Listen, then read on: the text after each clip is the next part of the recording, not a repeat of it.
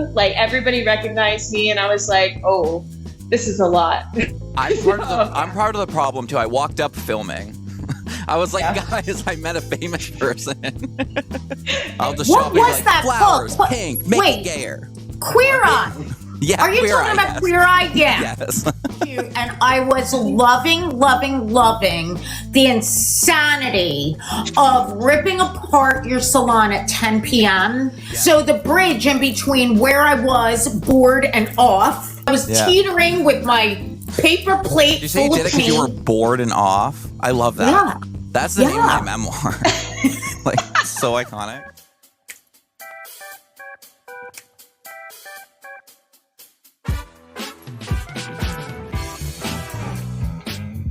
Hey everyone, welcome back to the podcast. This is Jay Unleash. Call her mother, actually. Get the name right, Jay. Welcome back. How has everyone's life been doing so far? Hey, Toes and Bows, welcome. I am currently in a new era, if you will. Hi. A new era for me and my hair. I'm really enjoying being 19. I feel like this hairstyle really solidifies the fact that I am and will forever be young. It's like the song Forever Young. It was written about me, but I don't like to name drop. So thank you. Today we have the one and only icon joining the podcast today. Me, I'm here. Hi. No, we have Bridgit Gross coming in and Jane Gallagher, of course, because it's Sunday night. It's Sunday night and we're here celebrating. We're doing the podcast. It's so fun. Seriously, all the baddies together. I don't know if you guys can see it good on the live stream, but look at the little pink poodle logo I created for the podcast. Isn't it so cute? I didn't use AI. I did draw her and on my iPad mini. And I want to incorporate that into some merch, some t-shirt ideas, not unlike the Sabrina shirt that I got outside of the Sabrina show. I was doing a reaction to Sabrina's house tour, her new music video. Does anybody in here like pop divas? Like, did you watch Coachella at all? Weekend one. I haven't watched Justin Bieber. I'm gonna do a reaction to the Biebs. I did hear that he did play on the beach, which is pretty iconic. It's like on the beach. But I did watch the live stream of Sabrina, and I was fully gagged. I don't even know like how she exists as a person, but I'm very happy that she does. Ooh, Jane's here. Okay, we're inviting her in. Jay, I have a lot of splaining to do. You do? What happened? Oh yeah. I got us in a big mess. All right, what's our mess? I love messes. I'm messy. And I love the hair. I might have to do that. Yeah. That's like middle school boy hair right now. Middle school boy. Yeah, that's what I was going for. Like, my inspiration was the Gen Zers that walk around like the gym and they're kind of like, yo, yeah. Yeah. Oh yeah. I love it. Definitely. I need to do that now. I'm tired of my hair. Okay, so there's so much to talk about. Let's start out with my big mess that I've created for Foxy Roxy. Here goes. Hey, Foxy Roxy has offered a discount, so I thought, across the whole site. Oh. But it's not across the whole site. It's just for certain products? Yes, it's for the toy box set. Love. And all regular shears. But if you start getting into their special shears of like chunkers, thinners, blenders, not unless they're a special that we give the listener. And right now, it's only 20% off regular shears. 20% off regular shears. Okay, so not any specialty one. But does that include the toy box? Yes. Yes. I love my toy box, Foxy Roxy. I've been using them all the time. Well, I apologize. Like, I was getting messages from people and they were like, look, I've got all these shears in my cart and I'm not getting 20% off. And I said, don't worry, I'm going to handle it. And then I was like, okay, so how did I get that so wrong? You're doing your best. But this is the toy box set. So you can get this whole set or these individually. But I really love them. Yes. Now, the next thing I want to talk about is the Caution Groom Loop. Yes, I do have the Caution Groom Loop as well. That one's really cute. All right. I know, Alyssa. I'm always too excited. I just mess up. I miss it all to hell. Look how cute this groom loop is. It's biothane. I need like so many of those in my shop. Bite risk. That's pretty funny. Oh my God. I love that so much. So there's some groomers out there every doctor working on. Wait, what is that one? Jane 10? Yes. And then I'll switch over to that code in the corner. Jane 10 for groom loop. Jane 10 for 10% off the Caution Bite Risk one. That is really cute and funny. That's really great. Next, somebody named Katie Stanley sent me a high alert for Five Below for the pet color. Did you try it? No, but she did. Wait, do you have the picture? Yeah, you sent that to me too. So we're talking Five Below, unless they're pulling a fast one, which they sometimes do, and it's not Five Below anything. It's Five Above, but I don't know. But look, pet hair chalk down the Five Below. So when people start finding stuff, I'm happy about it. Oh yeah, so we can find cheap stuff at Five Below. Yeah, Dylan loves Five Below.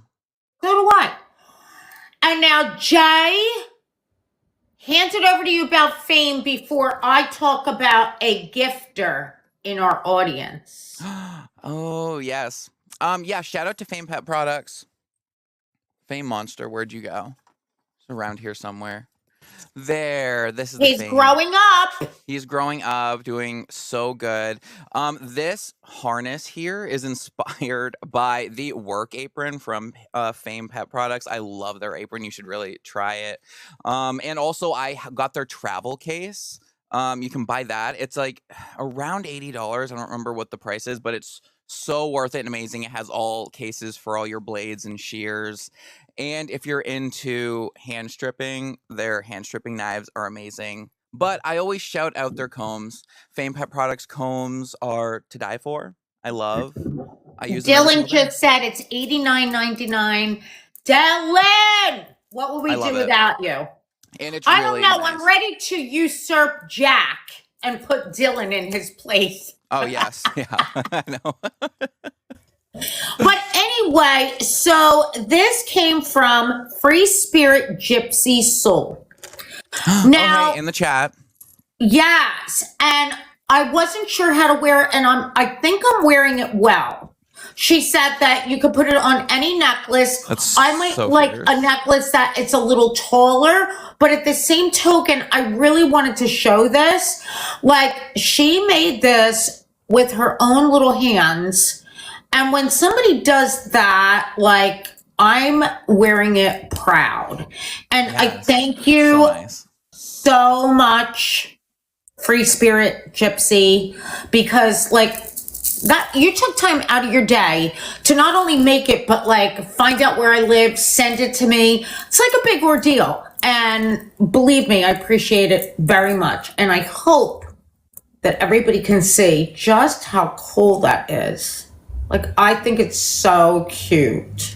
Yes, it is so cute. I love it. That is so nice. I love, like, gifts like that are what I really like. Because, like, when it's things that I want for myself, I'm just going to buy it. But when people, like, gift you something that you would never think of, love that.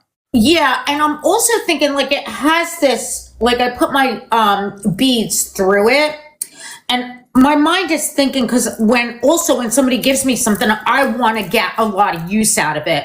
And I have this like really cool washed up denim pocketbook, and I feel like if I could figure out how to put it on the handle and have it all the time, that's like another use. So I'm thinking about it. And I was Justin, I'm glad that you got Zots. Yeah. But we're talking about hair dye.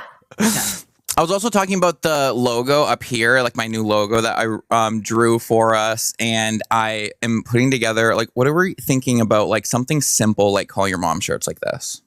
It's so cute. I don't know if the picture's like working, but like this is obviously just like a quick mock-up, but I want to do like call your mom. I want to think of like other phrases, and definitely, I don't know if I want it like on the front, the back of the shirt. I don't know. Yeah. Send in ideas for like merch ideas and what you think would be funny. Yes, Cody, I was just telling Jay about his messy hair. His messy look took 10 years off of his life. His face, not his life. Yeah, I have fully leaned into, this is like the frat boy look. Like I'm in my, I'm just a boy, not yet a woman era.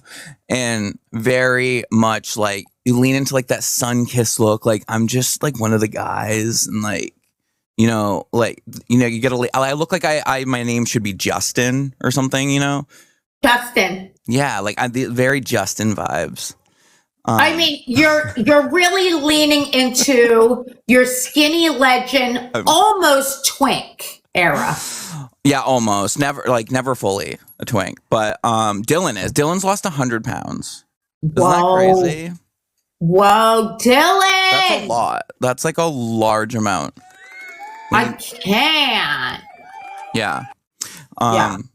Yeah, which is really cool. It's impressive. It's not easy.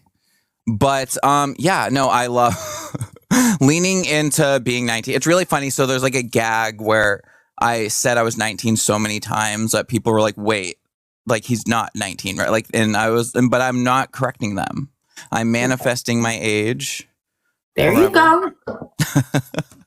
Although I wouldn't want to be, I don't remember being 19, so I wouldn't want to be 19 again. That sounds I know. I would like to basically erase those teenage years, to tell you the truth. But hey, I did live to tell. Yeah. So, okay. Do we want to bring in our special guest that needs no further introduction?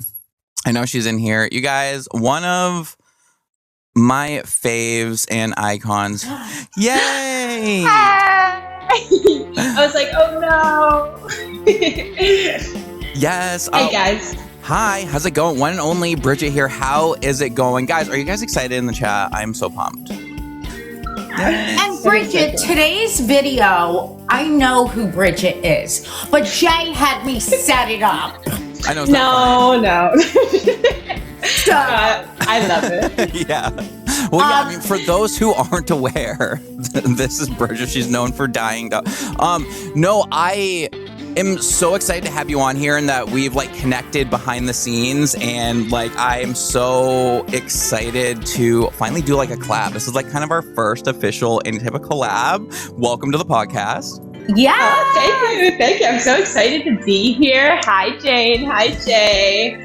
Oh my God, you're so cute. And I was loving the insanity of ripping apart your salon at 10 p.m. Yes. Because that's the shit that I do. And I was like, oh my God, look at her go. But like, we have to, because, you know, creative minds are very dangerous if left to their own devices.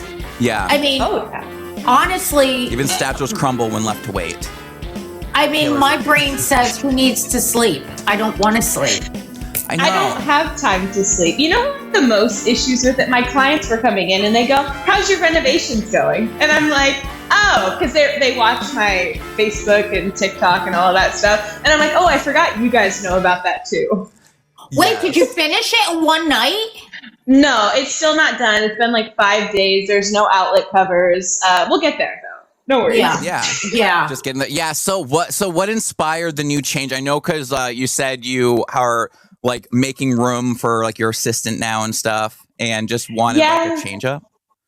I just wanted to change. I don't know. It just felt like I'm a Libra, so I love change. I love to switch things up all the time. And I went from working in my back bedroom to now working in my garage. And like, I've always wanted like a shed or a salon. And like, I'm not ready for that step yet. So I was like, why don't we just change this up? And maybe that'll give me that like fulfillment, I would say. So in the same thought, I started ripping down the wallpaper. And then I was like, oh, it's also taking the wall down. That's going to be a problem. Yeah. Oh, God, yeah. Yeah, but sometimes you just got to rip into it and just start. And yeah, it'll be fun. Yeah. You know, Bridget, one day I had off from work, which is never a good scenario for any fucking body, because I'm going to be calling Jay, I'm going to be calling the doctor, anything can happen. Yeah. So I had the day off and I said, oh, you know what? This is a small bathroom, time to paint it. But like, I didn't go and get anything. I just had like junk paint around, and my paint tray were paper plates, and like I had some leftover dollar store paintbrushes, and what a shit show that was. I mean, did it turn out good or no? My God, no. Did you end up fixing it and it's better now? Oh, God, yeah. We tore the whole thing down. The whole place got torn down. I guess I knew that it was coming to that. So the bridge in between where I was bored and off to I'm getting it renovated. I said, oh, there's a little bit of room. Let me just fuck it all the way up. Yeah. But, what's the worst that could happen? A lawn chair. So like my ladder was a lawn chair, and I was teetering with my paper plate. Did you say you did it because you were bored and off? I love that. Yeah. That's the name of my memoir. Like, so iconic. But I know, but I do that too. I wonder what that is. Like, just jumping into, like, you just get a spur of inspiration. You're like, I'm just gonna do this. Like, ADHD. Okay, yeah, maybe it's that. I think like we all have that. Yeah. Just a little bit. But what is your main color, like, theme you're gonna go with? Like, lean in with the pink and stuff. I mean, you're like pink energy, pink purple energy to me in general. Actually, you two are pretty similar colored, but like on a spiritual level. But yeah, what is your general like theme for is it their color theme? Do you have one? I mean, it's just always been this pink. Everybody says this is like the iconic pink color. People will message me and ask me what color this is, and I won't respond. Yeah. I'm like, this is my pink, damn it. Yeah. But then like floral, so like my glass doors that I never really show because I don't want people to know where I live. Glass doors have like have like stained glass flowers, and then like the wallpaper behind the tub is like flowers. I would just say like floral, like essence. That's what I would call it. Yeah. Floral essence. That's fun. You need to do like a parody of the gay, what's the show where the gay guys come in and be like, honey, we need to fix all of it. Like, just do like a renovation show or something. That'd be so fun. I'll just show up and be like, flowers, pink, make it gayer. Queer Eye. Yeah. Are you talking about Queer Eye? Yeah. Yes. So, guys, I have to take this to one more thing. I used to be, when I was not working, and I sorely needed a job, but I didn't know it. I was like raising 5 little children. And so like, that wasn't enough. So I'd be sitting there and saying, what can I do? What can I do? Like weekly, I would rearrange the furniture. And my husband would come home and go to sit down and be like, where the fuck's the chair? What'd you do? So like, I was constantly like moving shit around, moving pictures. Yeah. And like, that's like your Leo energy. Are you guys Facebook marketplacers? Like, do you like do that stuff like that? Oh, hell yeah. Yes. My favorite thing is I'll buy something off Marketplace. I'll spend a good chunk of money. I'll decorate like the whole living room. And then the next week I'm like, this just doesn't work. It's at the curb. And my fiance's like, what? We just bought that. And I said, oh, don't worry. We need to go tomorrow to pick something else up. And he's like, what? And I said, it's off Marketplace. It's fine. And then, Yeah, you don't get it. Yeah. Yeah. But you got to go to the marketplace free when it's, I like go to marketplace free first. Ooh. So anything that's free, I'm like, oh, that deserves a look. So like, I just, I like that. So you paint furniture and like flip it too, or? Oh no, I don't have time for that anymore. It's too tedious. But I love that though. That is I love marketplace, and I will absolutely, what you're saying, swap shit out just because, oh my God, that looks great. I don't have any room for it. Yes, I do. Throw that out. Bring this in. Constant. Oh, yeah. That's so bad. Yeah, I get that. I mean, life is good though. You can't stay stagnant and stuff. Like you got to be like a shark, always moving, or you die. Like that's not. It's too. 100%. 100. Wait, does anybody do plants?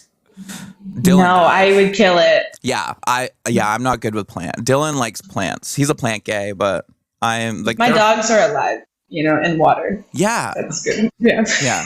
Well, I am a self-proclaimed cactus rescuer. I rescue cactus from CVS. Oh. They leave them on the shelves.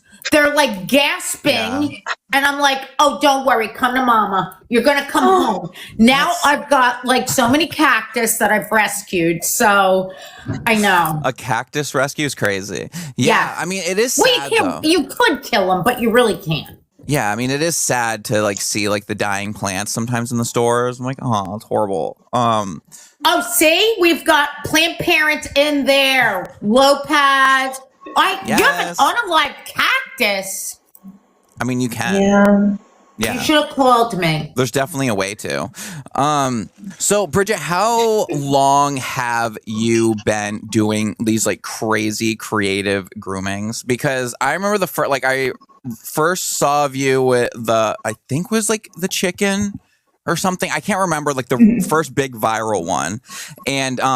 And so were you like, was that just kind of something like you randomly, like, were you going in doing content of intending to like do these like creative artwork groomings, or did it kind of just happen? Hold on. I'm just going to mute my phone really quick because my sister calls, and if I don't answer, she will keep calling. Oh no. So anyways.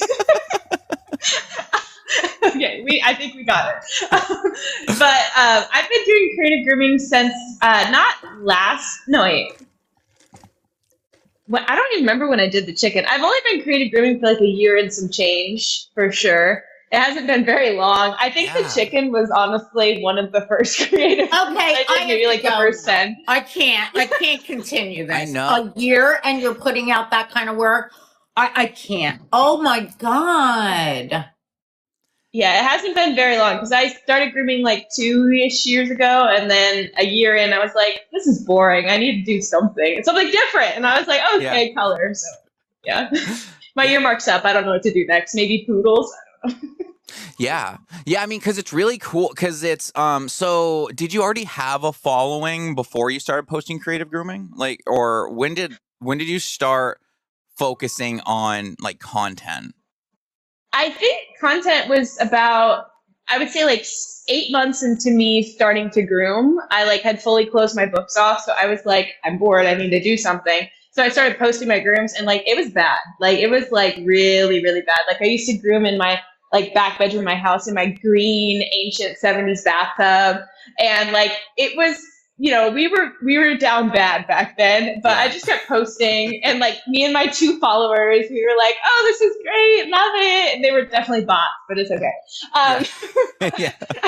But that's what you do. You just keep posting, like because that's what I tell people, like why a lot of people kind of fail or give up with content creators, because like you got to get through the posting to no one phase. Like. Oh, yeah. And it definitely took off when I dyed my dog as a fox. Now, being me, I probably wouldn't have done it. But my dog, Alfred, I had him for like 16, 17 years. And, our bonding was kind of grooming. So I dyed him for the first time as a fox. And the internet hated that because he was old. So they were like, I got to follow this girl to keep her in check or whatever. And then it just kind of just started growing from there. My clients were like, do you want to practice on my dog? And I was like, sure. And then it just kind of just kept growing. So I would say like a year and some change probably is when I started creative grooming and started social media, and then it all just kind of Wow. Yeah. So it's really like, so you're kind of like an example of like kind of a lightning in a bottle thing, like where you kind of just, like you weren't posting for years and then one took off. Like it kind of happened pretty quickly, which is like pretty rare. So it's so cool. Like, so what is it like being lucky? I'm just kidding. No, like I'm just like the Charlie D'Amelio. well, what it like, the thing is though, it's like, it's so interesting to like, because I love breaking down like what kind of like what sets some creators like to like take off versus others. Like it's just really fascinating to me. And so like so you said like about a year ago, so like you started kind of taking off, what, so 2023 around there? 2023 when I started grooming. So I started grooming January of 2024 is when I started. 2024. Okay. Yes. And then like I want to say October of 2024 is when I started social media and I started doing like my first creative groups. Yeah, so 2020. And then so because I'm just trying to like figure out like what, like, so then and you said that first one that kind of took off, the Fox one, there was negativity. Like for sure. Yeah. So why does like, because that kind of happened to me. I remember the first time I ever started posting, I did Straight Guy Reacts to Taylor Swift with my friend Jack. And I love that. And like, but that's kind of like, there was a lot of hate, like people were like mad at that title or whatever, but then it got people to like me, to see me. It's weird how like we have to kind of start with negativity because I think what it boils down to me is that I think a couple years ago, it was kind of becoming the peak of people hating on creative grooming, like people online, like posting, like, do you get comments, a lot of people saying like it's abuse to dye animals? Oh yeah, I get DMs. I get nasty stuff about it, but like I don't care because I know I'm not doing anything wrong, and I know that the dogs I'm doing are safe, and that I'm handling them in a safe way. And people are like, "Okay, listen, this is my favorite thing ever," but people will always be like, "I can't believe you dyed a chicken. That's so unethical." And then I go to their page and they're doing a mukbang where they're eating like KFC or like Chick-fil-A, and I'm like, Yeah. So it's like, interesting. It's like, so you kind of caught that wave of like hate towards creative grooming, but also it like was showing your stuff to people that liked you at the same time. Like you like use that negativity to your advantage, which is so all publicity is good publicity is like I like to think, unless I'm getting like canceled level, maybe we need to step back a little bit. But I mean, if you're doing stuff like dye safe, like dog safe dye and stuff, like you're not doing anything wrong, to like that's the cutesy cancel where everyone's like, this is abuse. We're like, we know it's not, like, calm down. And I used to post my pricing. Like that was a really big thing back in like the end of 2024, where all the creators were kind of doing what I make in a day as a dog groomer. And I was charging like $65 a dog, and my grooms weren't looking that good. And people were like, you should not be charging that. And I'm like, this is great. It was also around the time of like the renaissance of this new like charge your worth phase in like dog grooming and stuff. And that's really interesting because I mean, it's kind of, this is a really interesting topic because it's kind of like swung almost too far now a little bit, where everyone's just like, I should be paid $200 an hour to do anything. And it's like, okay, well, like charging your worth, you still have to be worth the money. You know what I mean? I do. Yeah. So it's like, but I like how we're leaning more towards of like, I guess respecting the career more. Cause I think on like a subconscious level, people in society kind of just like, it's just dog groom, like you're just dog grooming, but we're kind of now like, no, we're actually professionals. But it's, which is really good, but it's interesting, like to also be online, because then there's people that, so you tell me about your expo experience. So you have, how many like big expos have you gone to since you've been like known in the creator world? So I don't even want to say that Fun in the Sun counts, because everybody says it's such like a small show that it like doesn't matter. It's like going to your local grocery store and maybe, so I went to Fun in the Sun in October. That was like my first convention. It was like a smaller one. And I did get recognized. And that's when I like I don't even know how many followers I had, but I was like, oh, this is crazy. But I was so anxious. Like I was like walking with my head down. Like I was like, oh my gosh, that person recognized me. Like I got to go outside. I went outside at least like 40 times. I was like, I need to take a breather. I was like, good. And then when I went to Atlanta, I was like expecting like the same thing. So I like, motivated myself and like got in the right mindset. And I was like, I can talk to people and have a conversation, because the last thing I want to do is like come across as rude because I'm anxious, and be like, sorry, I can't talk right now. So I like tried to make conversation with people and like, kind of be personal and get to know them too. Cause I'm also a person at the end of the day. Yeah. And I think I talked to at least 400 people at Groomed Atlanta. I was like, this is insane. Like everybody recognized me. And I was like, oh, this is a lot. I'm part of the problem too. I walked up filming. I was like, guys, I met a famous person. It was funny because I was at the guide booth and I was trying to buy shears, and I had Milo with me. So obviously he's also a problem. He was the Starry Night dog. And everybody's like, can I get a picture? And I'm like, yeah. I'm like holding him out like this. I was like, hey, I'm just trying to buy my shears. And then like somebody would come up and be like, hey, Bridgit, can I get a picture? I'm like, sure. And then I was like, I feel so bad. I'm just trying to pay this guy, and Jay comes up filming me. I'm like, God damn it, I'll come back later. Yes. So that is so fun. It is a wild experience to be known. Like what, like, Jane, do you remember like when you first were like recognized at expos from like being online? Isn't it a weird experience, like feeling?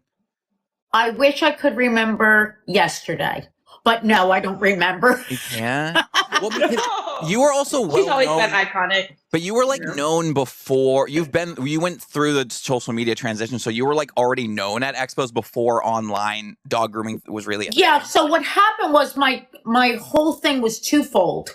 I was trying to compete. Then I took a decade break. Like I was just like, oh yeah, this I just can't do this. Yeah. And then Donovan pushed me and he said, you are not retiring without getting to your end goal. You're going back in. What's the goal here? Yeah. The goal was, okay. Well, the goal for me was to just get to A division and place. But I knew I didn't want to go any further. Like I didn't want to clog up the whole drain in A division, because that can happen where you're just kind of taking up space with no end goal. And I didn't want to do that. I wanted to know that's what I wanted and then move. And that's exactly what happened.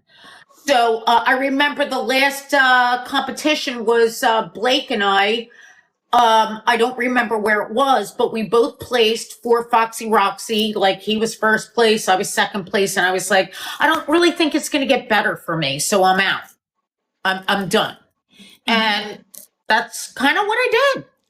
Yeah, but you competed enough to like leave your mark too well and like be able to like judge and everything. Like that's really because that is interesting, because I don't really have long-term goals with competing. Like, do you, Bridgit? Or do you have a specific? I did it a few times, but it's like, I don't know. I get the impression that I'm like the social media girl, and that like I'm not welcome sometimes is what I get. Well, you are welcome. Oh my God, welcome. I don't know. Sometimes I feel that way. Welcome. It's fun here. Yeah, but I don't know. I get that vibe sometimes, and it's a full-time job. Creative is like way out of what I could even do to compete with those girls. Like they do fascinating work, but I would have to dedicate so much time to that. Well, that's the thing too. So we sorry, Jane, if you're going to say something, but like I think as going to the expos with a following, that we can kind of just do it for fun. Like we don't have to dedicate our entire lives to it. And maybe that's why some people can get annoyed with us, because like they've dedicated so much of their life and time to it. And we're like, and I also think, Jay, it's interesting because you were talking about things changing, like with Bridgit. Oh, you came on the scene when this happened. You came on the scene when this happened. Yeah. Like, the grooming industry is like as fluid as water. It's always changing.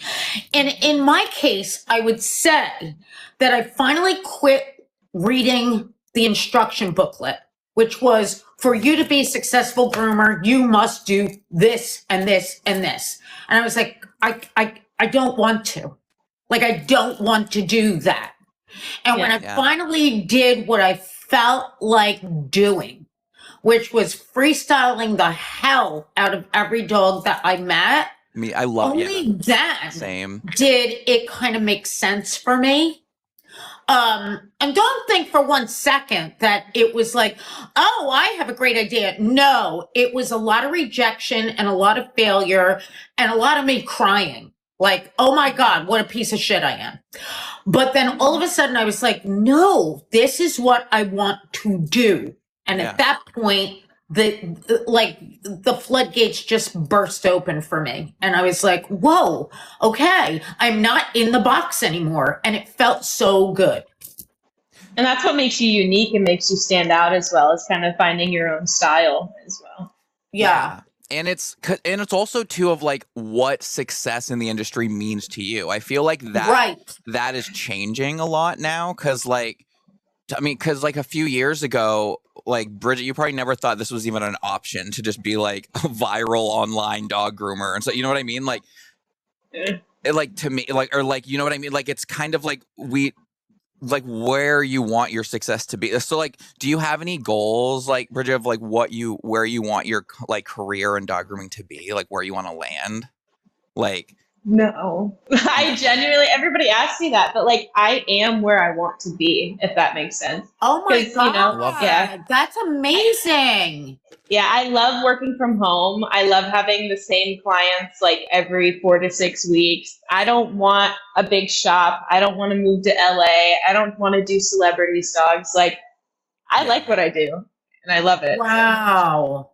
yeah, see, that is cool. And that's why, and that's another reason could be part of your, that could be part of the secret sauce that like, that helps you be so out, because like you're so algorithm friendly and like it's so like, and I love like you're like, it's like, you know how like some people online you're like, I'm like, you need to be studied, how do they do it? And you're just being you.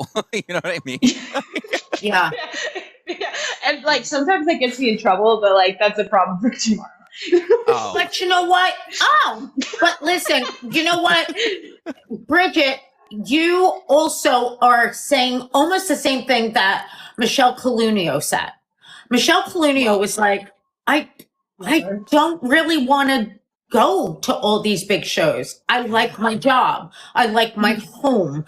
I like getting on social media just in the comfort of my space. I just got a mod. Yes. But that is interesting you say that, Jane, though, because like two of like the biggest like content creators in the industry both are like, I'm just happy being me. And like, it's like the algorithm rewards you for being you. Jay, we were talking about this when we were in Virginia, but it was very different for us. And I just want to, again, shout out the Virginia show. Number one, for those who went, but for those that were employed and hired by that show. There's something that happened that was so magical. Like, we were appreciated, we were paid, we were fed, we were housed. It wasn't like, hey, you Joe Schmuck, you're here and here's like $2 for you to teach the up and coming groomers, which is so unfortunate, because if you peel away what the educators really are, the educators in the industry generally have a long-standing history and career, and they're doing things that a whole fucking lot of the earth can't do. Why are they not appreciated and rewarded? Why is it an afterthought? Like, oh, you're going to be there. Well, okay, you can do this. No, the grooming lessons and the teachers that hand down their knowledge to the next generations should be uplifted, and they should be appreciated, not taken for granted.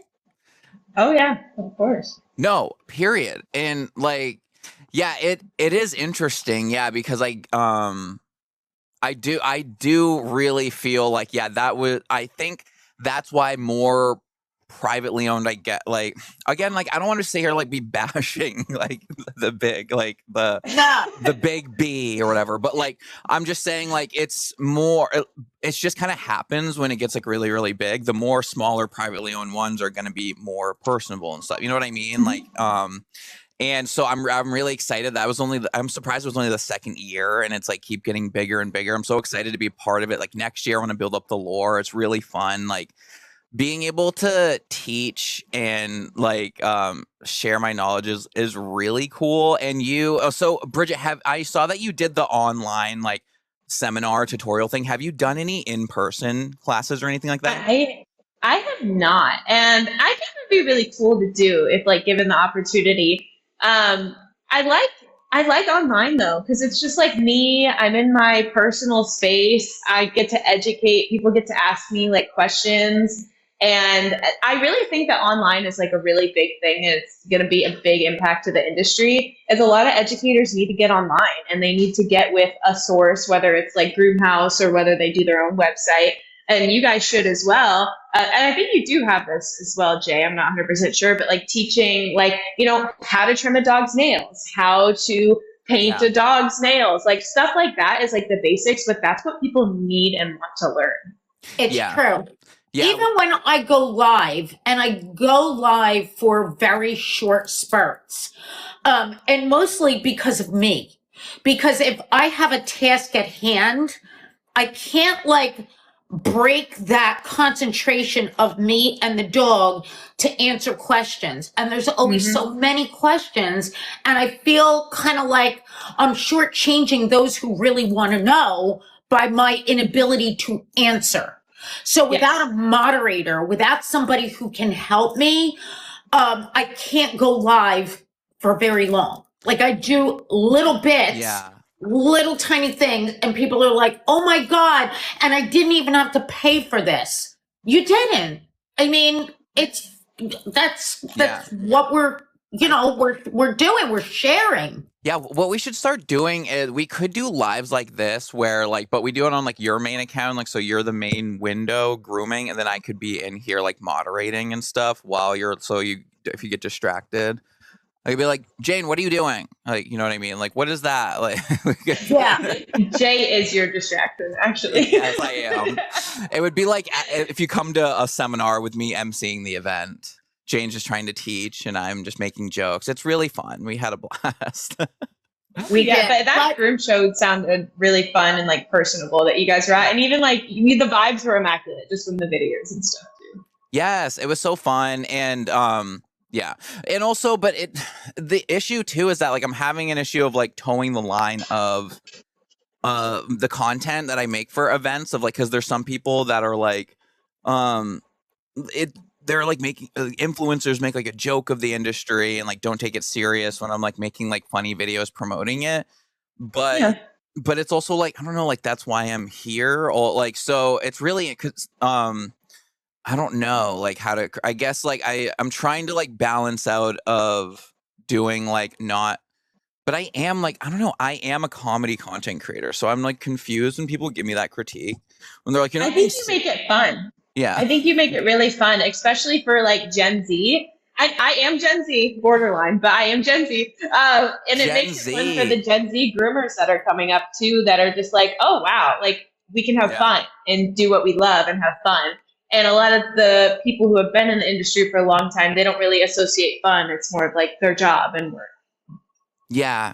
Yeah, because it's just, again, like things changing and stuff and being Gen Z. So is it true? Do you guys actually like yourself? What? Do Gen Zs actually like yourself? Like, do you have like self-confidence? No, but you guys look like we you still do. wake up every day. Oh. Well, yeah, I think, just, living life. Very different. Millennials, we're all just self-deprecating. Like, we suck. And Gen Zs are like, I should be here. I'm like, fierce. Like, I really admire the confidence of Gen Z. They're like the I'm just like borderline. Yeah. Oh, you're borderline. You're like, I don't know. Because it's like my character on like online of being like so confident and stuff. I'm like, that's just how Gen Zs are. How do you live like that? Our parents. That's fierce. But I guess I'm not gonna like really listen to the haters and still try to do like comedy stuff, but also like mixed with education. It's really interesting to like, because it's really hard for me to find like a specific niche. Like within the dog grooming world, what do you think your like specific niche is? Creative grooming, I guess. I would say creative grooming. I'm one of the only people that do like day in the lives, and people really like those. They like to hear me like talk about like not. They like to hear me talk about things. Okay, I heard a creator say, brain work. When you do a day in the life, stop talking about what you're doing in the video. Instead, just talk about other random things, and people will love it because you're like people get to watch the video. And the attention span is on the video, and then they also get to hear about like whatever you're talking about. And they really like those videos where I, talk about, something that happened yesterday, but I'm filming like a day from like a week ago. So yeah, it's cool. Yeah, it's like your vlog style. Yeah, because it's interesting now. Like, because I think vlogs are kind of coming back, but like in short form. Like, so they used to be like long form on YouTube, but now it's like quick clips of vlogs. Yeah. But but that is true because I noticed I had my off-screen producer Jack record my seminars with me. It's so funny showing up to an event with a videographer. Blake Fernandez is like, "What? You have a video?" I'm like, "I'm famous. You didn't get it." And but I was looking at the footage, and for a lot of the seminar, I wasn't talking about the dog I was grooming at all. I was just like ranting like about the industry and stuff like that, and that's when people were like the most engaged. And but it was kind of like you were saying, like I wasn't even talking about what I was doing live at the seminar. I mean, I was like a little bit, but then I would go off and just kind of like I was just at the salon. And I think people, and that was like a thing I learned like looking back, and I was like, wow, like there should be, instead of just because it was like my teddy bear head thing, but it should be like we should do like combos of like the teddy bear head, but then also like other like things you can talk about while you're doing, because there's a lot of downtime when you're doing the dog, like just standing there. Yeah. And then it gets awkward, and like you hear your breathing, and you're just like, And well, I actually have experience in that because I do like live streams while I groom, so I can like read the comments, try to make conversation because I hate it when it's quiet and awkward. Hate. I just have to keep talking. Yeah, that's like the performer in you, because like me too. It's really hard to sit in the silent, which like it takes a while to like get like be comfortable there, especially because like I've like bombed like doing stand up and stuff, and so like it takes a special type of insanity to be able to just like keep powering through with like no one laughing. It's crazy, but. Were you a theater kid? I mean, when I tried, like when I was a teenager, like I didn't really try anything, but yes, I did do like some plays and stuff. And I really love like improv. And I think it would be really fun to start doing a series of like, getting groomers like you two and like Marcia and a bunch of people to do like improv classes with me. Fun. He's so fun. Hershey 2026. Come see us. Yes. It's just us four. Nobody shows up. Yes. Oh, Were no. you in Hershey last year, Bridgit? No. Are you going this year? I really want to, but it's like 16-hour drive, and I hate planes. So we'll have to see. I know. Oh, yeah. Well, that's another thing. Very interesting that like you're like, I like my space. Yes, Jess. Yeah. I have major travel anxiety. So like the day before I'm supposed to fly somewhere to like give a class or whatever, my head is about to fly off of my shoulders because I'm like, what did I do that for? What if the plane goes down? What if I lose my luggage? What if the dog that they give me sucks? What if I bomb? So like, it's never like, you got this, you do this all the time, it's going to be great. I say that afterwards, but every stinking time I am a pack of nerves.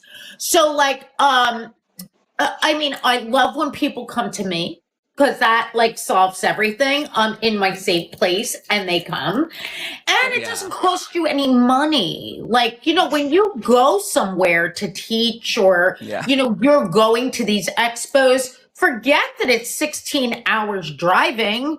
You're missing work.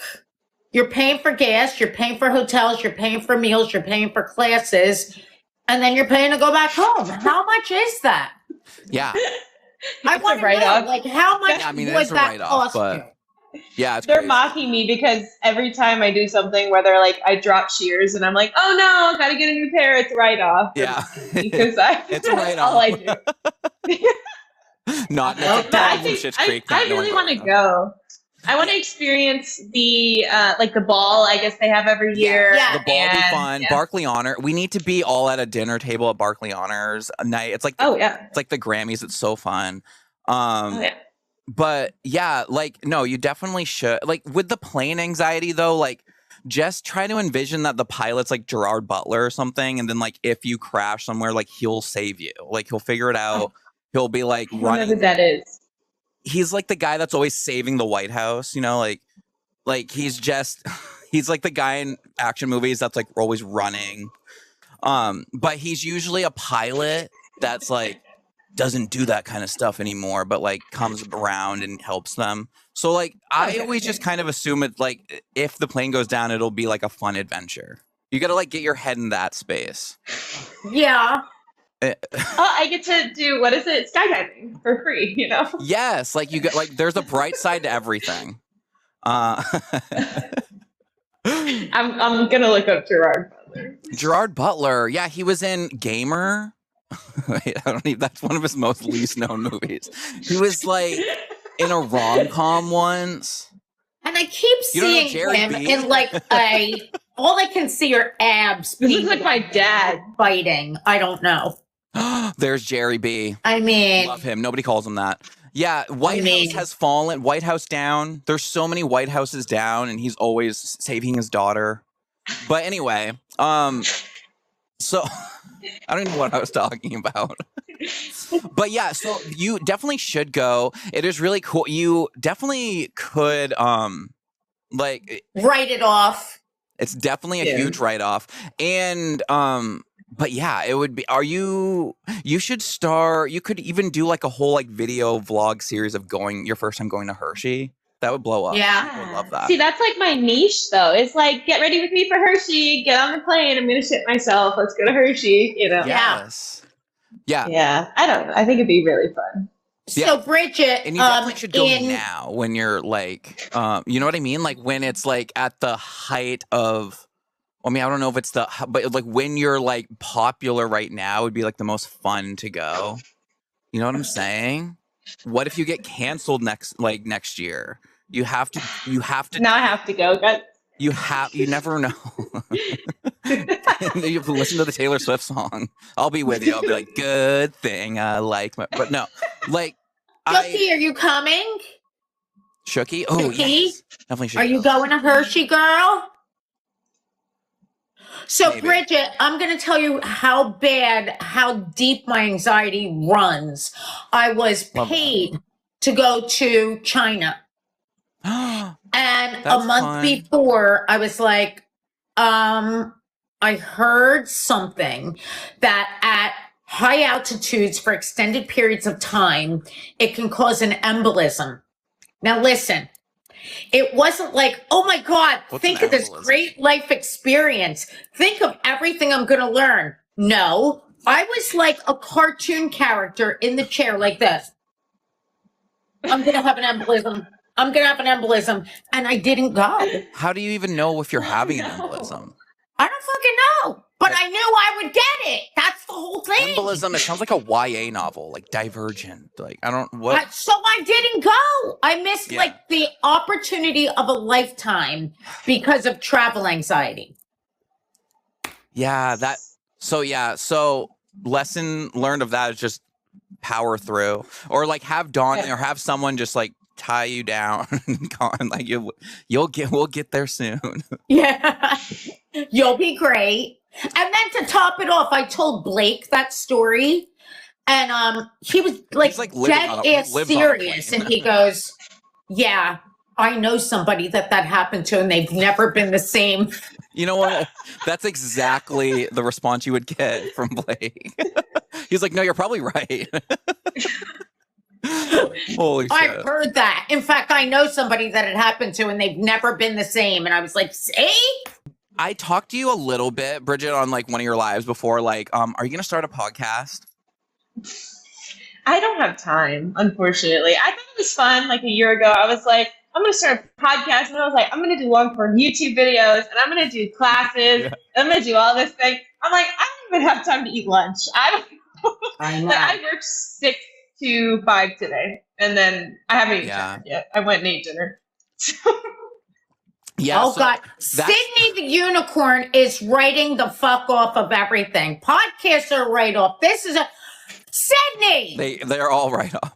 No, but I get that. Like it's a misconception of people like that see like dog groomer influencers and they're like living these bougie life, and it's like, no, I've never worked more than when I started doing content. Like, I know. Did you see the Facebook? You're not in the group. Somebody posted and said, "Do these grooming influencers even have clients? There's no dogs running around on the floor while they're grooming the other dog." Yeah, I know, and it's like, well, no hate, no hate. Hashtag no hate. Always no hate. Yeah, I know it. I know it is a lot. Like, but again, I have to, the Facebook groups like really scare me. I always like hear of like what's happening in there because I feel like I'm in enemy territory there. Like I'm at the point now where like I'm known enough. So if I'm being brought up, it's like rarely good. No one's like posting about me being like, I love him. Like we all know him. And if you're bringing me up, it's not good. We're so bad. I know. But it's fun. I mean, as long as it's like there's tea, like that's not like. Can we just go back to having like fun drama? You know what I mean? Like we like stop finding out everybody's predators. Like, can we just like vibe again? Like, I knew that was going to creep in here somehow.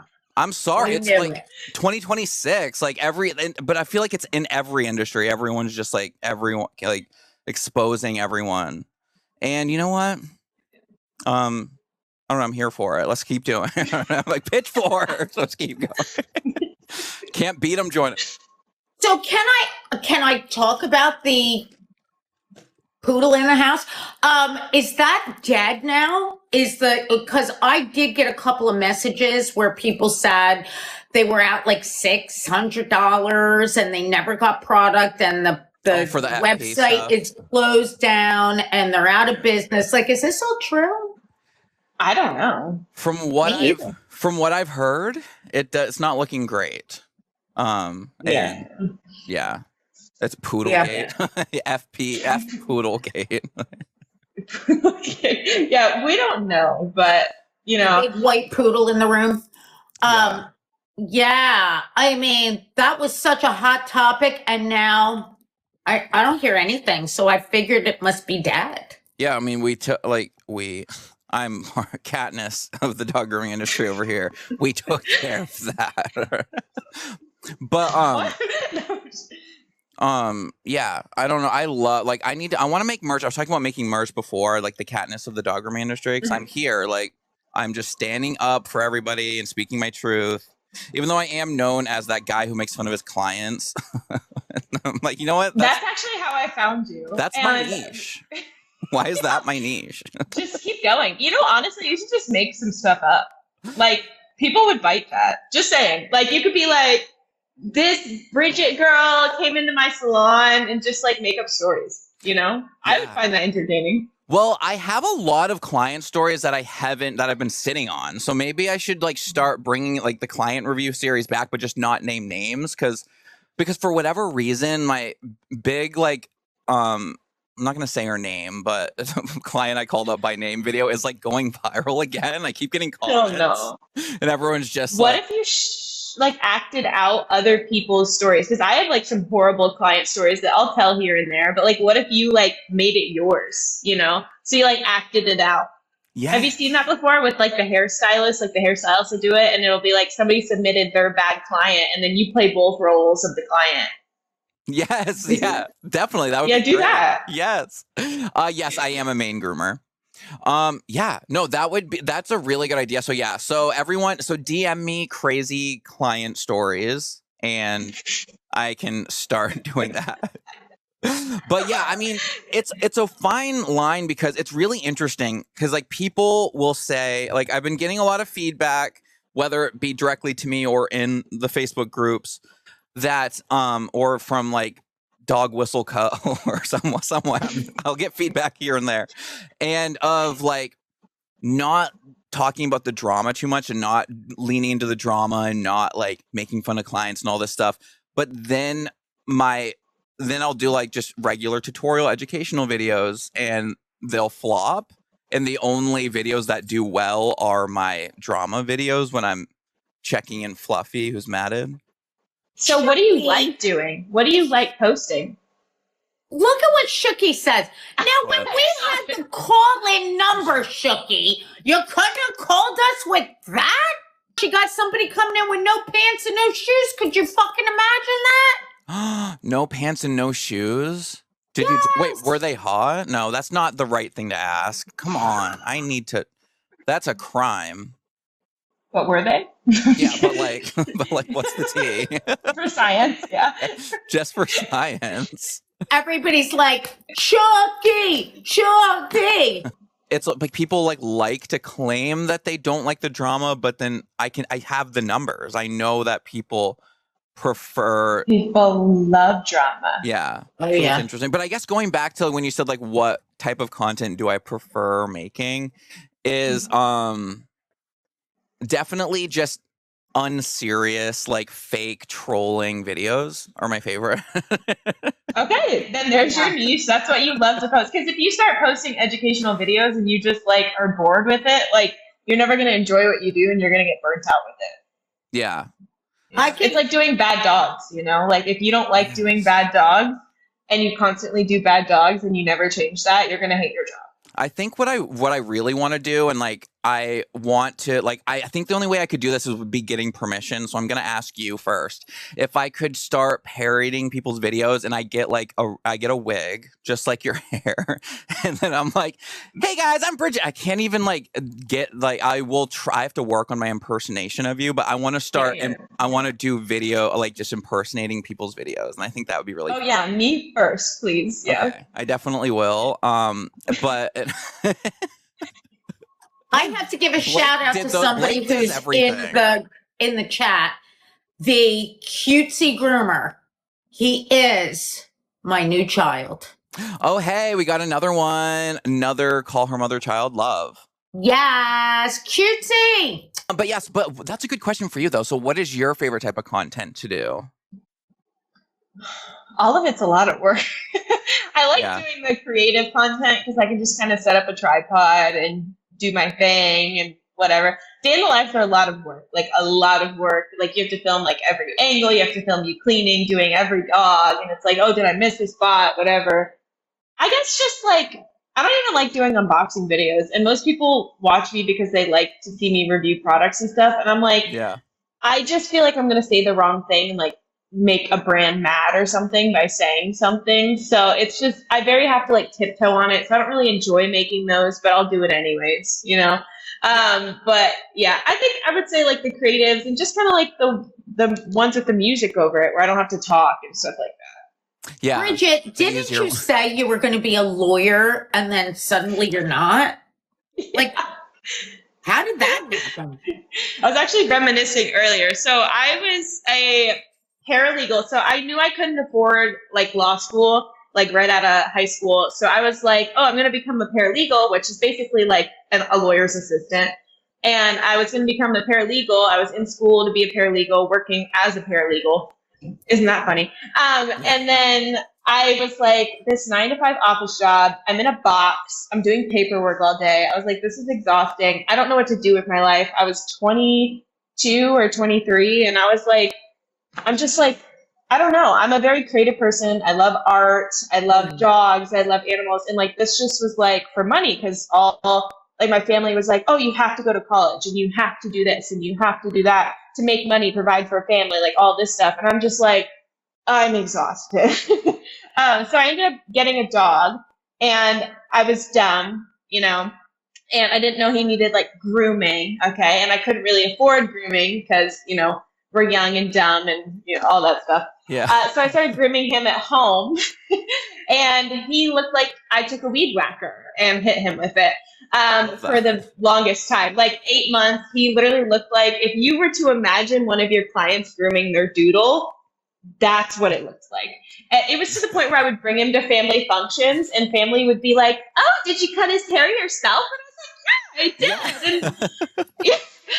No, they weren't being nice. But anyways, and so I started grooming him and I actually kind of got good at it. I would watch like Go Groomer on YouTube and I just got to meet her. That was so exciting. But anyways, I would watch Go Groomer on YouTube, and I would just kind of like better my skills. And I watched TikToks and better my skills, and I got pretty good at it. And I was like, hey, can I groom your dog? And can I groom your dog? And can I groom your dog? Like, it was my hobby after work because it was like my way to express myself because I was stuck in a box all day. Yeah. So I just started grooming everybody's dogs, and then I just started a business. That's cool. Wow. Yeah, that's so interesting. Yeah, falling into it. Yeah, like really just falling into it, and then just completely just self-taught, but well, not self-taught, like by like online and stuff though. I don't know who Go Groomer is. Amy Lee. Amy Lee. Oh, Miss YouTube Queen. Amy Lee. She has the podcast with Michelle. Oh boy. Maybe I do know, but I just don't know Yeah, you must just be blanking. She's so cute. Blonde. Yeah. She's always got her hair up, glasses. And she's like, today we're going to teach you how to groom a dog properly. And like, I'm going to pull up a picture. This is why I brought the iPad. Yeah. Yeah. She actually like recently followed me or like DM'd me and said she liked my stuff. So we should have her on the podcast.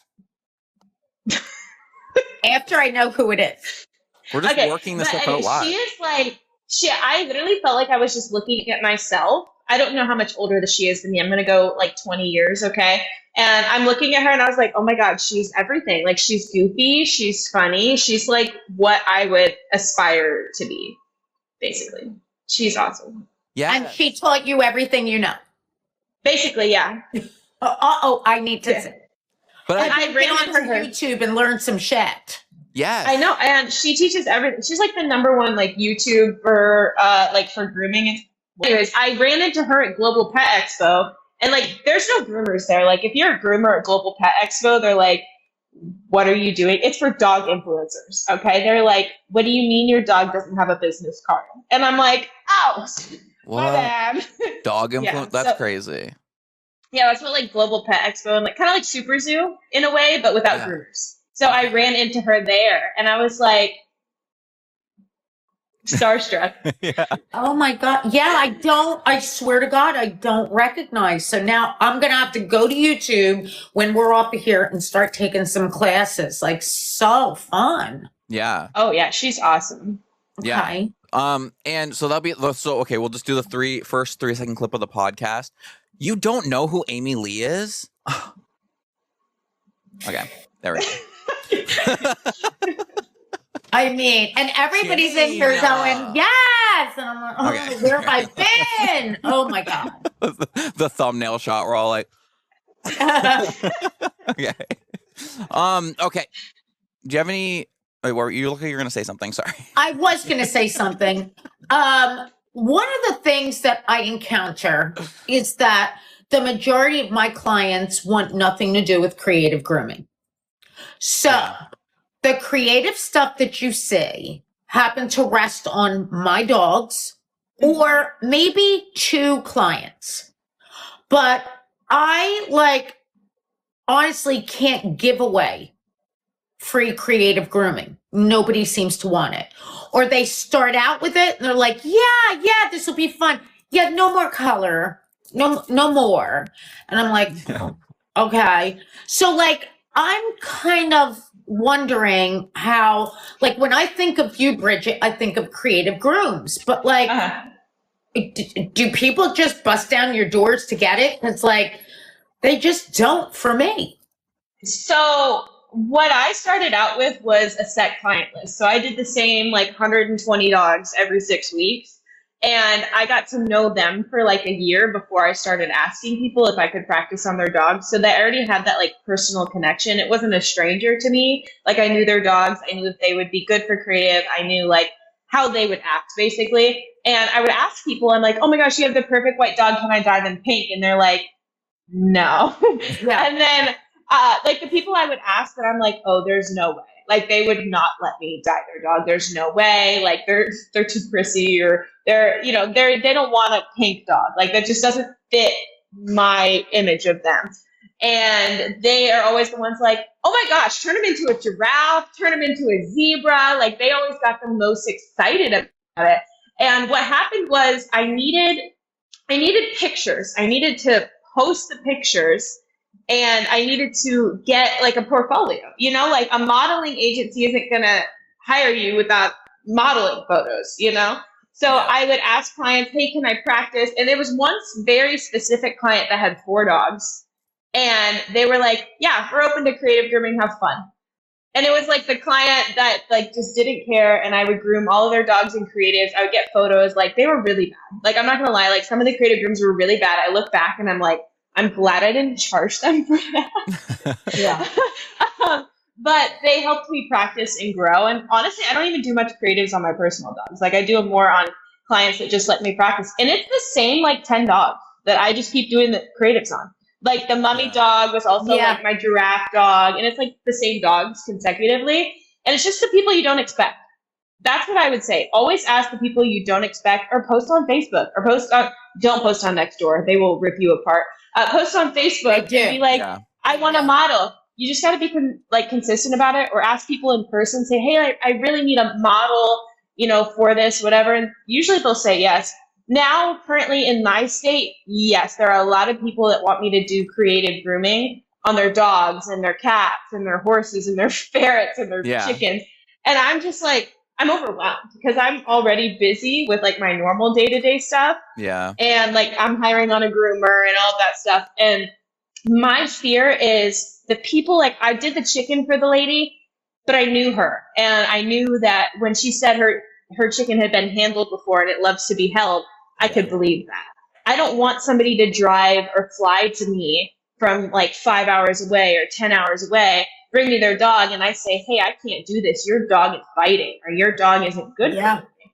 So that's what I like. I don't understand how some of the other groomers do that. And I would love to like ask like questions, I guess, about that. I've been very curious about that lately. Well, I have to tell the worst creative grooming story ever. Here it is. This was a willing client. Like she wanted everything. And her dog was fucking wonderful.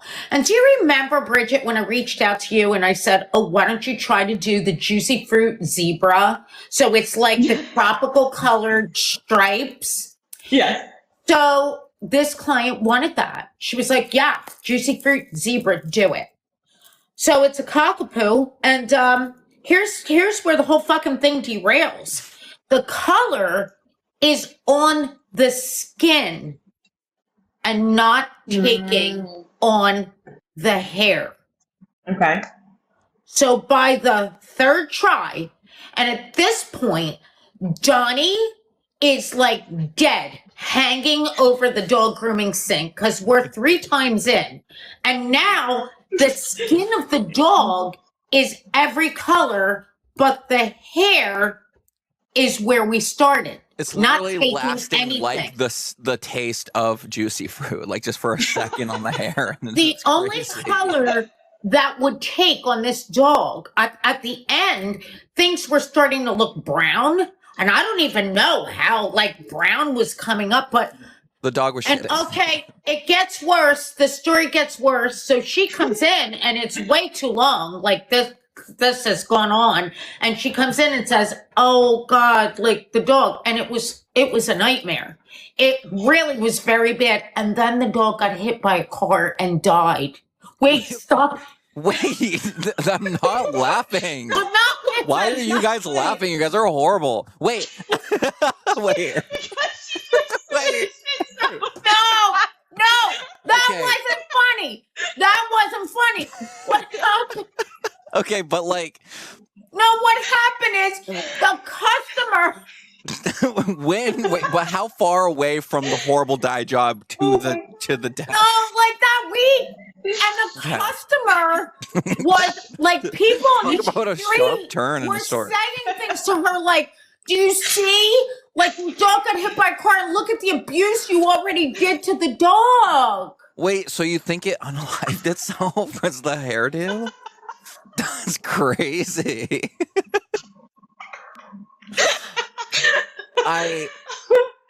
Whoa, that's horrible. Like, no, it's the worst story. I have never told this story because that's how horrible it is.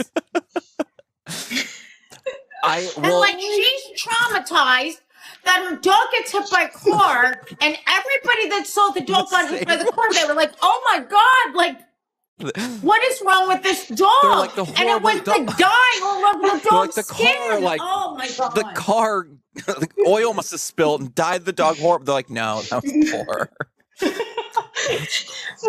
Yeah. Again, yeah. Thank you for being vulnerable. That is.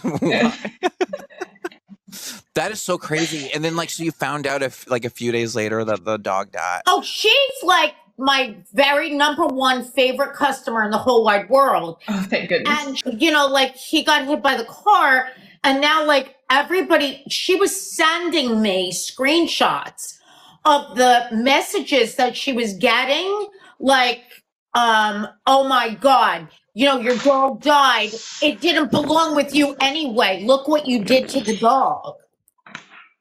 What? It didn't belong? Really, I did it to the dog, and it was horrible. I don't even know how it happened. I don't know why all that color was on the skin, not the hair, 3 times. Like, I was crying. Donnie was crying. Donnie died that day. But he's alive and well now. He did not get run over by a car. He came back. He bounced back. That is wild. I mean, I can't top that. Is that your sister calling again? No, there's something ringing. No, I don't think so. Oh wait, I thought I heard a phone ringing. I thought it was. Oh, who knows? Okay. She's actually in the chat, so hey. she's watching. Yeah, I mean, I know, Sydney. I know. It was horrible. Just like the timing of the story, like, it was kind of comedic. Oh, okay. Yeah, and then the dog died. The way you told it's wild, though. You're like, so the dye's just not sticking to it, and then the dog got hit by a car. We're like, wait, what? And everybody was like, oh my God, what is this? Is this a dog? What happened to this dog? Did you do this to the dog? And it was the worst story ever. Like, really. And to your point, Bridget, like, this is a really, really great customer who wanted it. But, like, it didn't work. And it took all day. Wait a minute, though. You said that it didn't stick on the horse either. The horse? Which one? You did the horse, the dye didn't stay on the horse? So, the client that wanted me to do the horse, she wanted me to do it for like a Christmas charity event. Yeah. She's a really big realtor in town. She didn't want dye because that's like a $30,000-$40,000 horse. And she was like, she's like, that's like a show line horse. She was like, would you just paint it with like tempera paint? And I was like, has he had this before? So I came out and I did like a test strand. Like I drove all the way to her house 40 minutes away. This is what like people don't see from me is that like I had the chicken come in and I had the ferrets come in like a separate time. I tried the dye on them before I actually did it. Like I drove 40 minutes to go test the paint on the horse before I actually did it.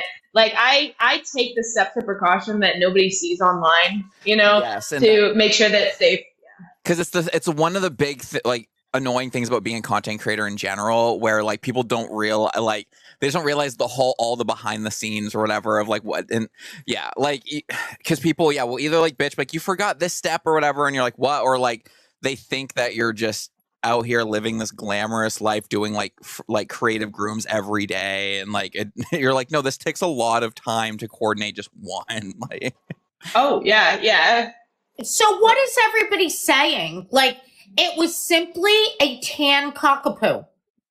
It was just like... What were you using, Dyex or Opals? No, it was Opals. Oh. Permanent or semi-permanent? Permanent.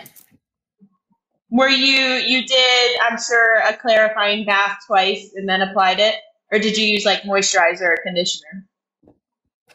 Now that goes back and I don't remember. Well, I feel like it's a very new thing. It's kind of learning about that. Hold on a second. We had to take the dog down.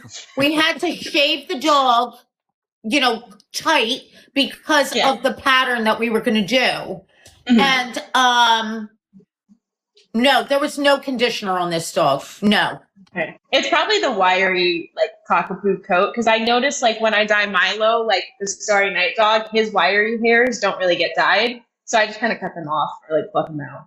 Megan, So- he was not a senior. He was 7. Like, I guess you could say maybe a senior, but not in my book. I've got a dog that's 17. So, like, I don't really know what happened, but it was, and his skin was not black. He had tan hair and just like, normal peach colored skin or whatever. But like, this was not a science experiment that should have gone wrong. It was not. I've had creative grooms like that too, where I just like, it's like going wrong and I'm like, I don't know how to fix it, you know, and I'll just, send the dog home, try it again a different day or shave him down. Also, my sister texted me and said she wants your makeup routine. So if you can text that after. Oh, makeup routine. Yeah, this is my frat boy look. I know it's not like, this is my delusional, like, guys, do I look like a boy? But it's very the 2026 like chill vibes look. But actually, I use the new Rare Beauty foundation. I don't know. I can't remember. Well, Megan, Can't remember where I mean, that's a nice end to that story. And I hope nobody thinks I was laughing that the dog got hit. I wasn't. But like everybody's reaction was like, what? Like, what happened? It was the absurdity of the story. We're like, whoa. It was like this, and then it went like right down. I know. I was like so devastated. No, that is to this day. She still brings her dogs in. Aww. She still brings all her dogs in to get like bits of creative. So like it didn't like discourage her at all. It discouraged me because I was like, oh, for the love of God. Well, but just like the horrible timing of the dog having a horrible dye job and then like die, like DY. I think I would have and then DIE. Like you were like hitting both dictionary meanings of die. Like it's crazy. Also I think that Bridgit, we should find a production team and we need you to be like the next Tyra Banks for like an America's Next Dog model show. And but we just make the groomers do crazy things like in America, like groom with cockroaches all over them. We need a new TV show like Pooch Perfect, but it's just us three. Yes, but like an online version where like it's like just chill, we don't have to leave the house. Chill vibes. We just zoom in and like. I'm so excited to do fun, creative things for Halloween. That's my favorite time. Do you like Halloween being a creative like groomer? Like I hate Halloween. Listen, no, I hated first Halloween. Yeah. I hated Halloween. And like last year, I was just like getting into it. I was like, you know what?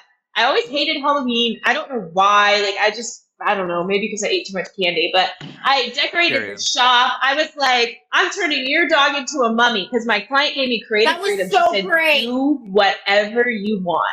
I love those clients. Yeah, and she literally is like begging me. I was like, can I turn your dog into a cat? We'll get into that. I'm ADHD. Anyways, I got very into the mummy and I was just inspired. So this year I'm going harder, bigger, better. I'm ready. I like Halloween now. Yes, me too. I'm so excited. I want to do something on Showgirl. Like, how can I get like, because she's like a dark dog. So you can't, Jay. But I need to get colorful glitter to put on her skin to like shine, like what they do in like the abstractness. How do they do that on darker dogs?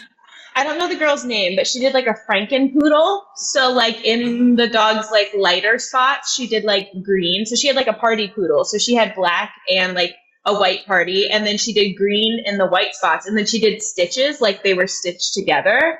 So maybe something like that, but you could do like red or pink would pick up on her coat.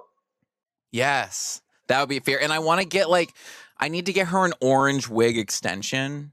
Oh like, yeah. I want really long orange like hair extensions on her because like she needs a pop of orange because Life of a Showgirl. Yes, it's one of my least favorite Taylor Swift albums. I named her after before I heard the album. Let's not talk about it. Can you bring her to Fitz? Can I bring her to what? Are you going to come to Fun in the Sun this year? It's in Orlando. We could go to Disney or Universal. That's what everybody comes to Fitz for. And then it's in October. So then like we could collab on Showgirl. Yes, we should. Yeah, let's definitely do that. I want to go. I've never been, so let's go. I want to go to Fitz. Fun. Jane, are you going to come to Fitz? It might be far, but I don't know. Wait, when is it? October. I think it's like the 1st through the 3rd, I want to say. Ooh, Jay, will we even be back from the UK? Oh. When are we going to the UK in September? I thought that was Like the September. 25th and 26th of September. Yes. But no, I really think, like I foresee in the content future that we're going to do many collabs and it's going to be really fun. And I think it would be like really hilarious to make like a parody reality show, but actually be able to teach people like creative grooming, like to do it at Pooch Perfect, but actually like done well, and not how that show was just kind of like giving someone a matted doodle to do a creative groom, or you know what I mean? But like actually created by groomers would be so fun. By the way, that show Traders, Yeah. Donovan put in his application for the US Traders. Love that. I gotta put mine in too. Yeah. Should we all go? Should we all apply? Yeah, we should. We all act like apply. we don't know each other. I'm a terrible liar. I'd be like, I'm a trader. I'm sorry, I am. Oh I'm yeah. a terrible liar. We'll protect you. We'll protect Yeah, we'll protect you. It'll be good. Yeah. Like if I'm one of the, what do they call it? The traders and the, faithfuls. Faithfuls. oh, okay. Yeah. Like I'm a perfect faithful or whatever. I'm being like, yes, all the way. I don't lie and I don't cheat and I don't steal. But like if you make me a trader, I'll tell them myself day one. I'll be like, yeah, it was me. What do we want to do? A tarot reading? Yes. Okay. Oh, I'm a bit nervous about this part. and also, yeah, I have my new deck. I'm so excited. We are going to be doing April 24th in Jersey. Going to be doing in-person tarot show. That's going to be really fun. Yes. Okay. Bridgit, you didn't make that, did you? What was that? Oh, this? Yeah. No. Okay. It's from Altered pretty. State. Oh, I love that. How long Okay. did it take? Sorry, I'm such a comment reader. I know. Oh, to do the Starry Night? That's a good question. 14 hours over 2 months. Wow. Over 2 months? Mm-hmm. Yeah. You should. He's my client's dog, so I just steal him here and there. Whoa. Okay. So as I was shuffling, the justice card just flew out at me. So there's justice being had. But also it was like, but it's justice reverse. So it's like there was justice for a long. You're still not. It's like the cards are basically telling me that you're still waiting for your justice being served, but it's still coming, and it's gonna be. And it's going to be coming soon.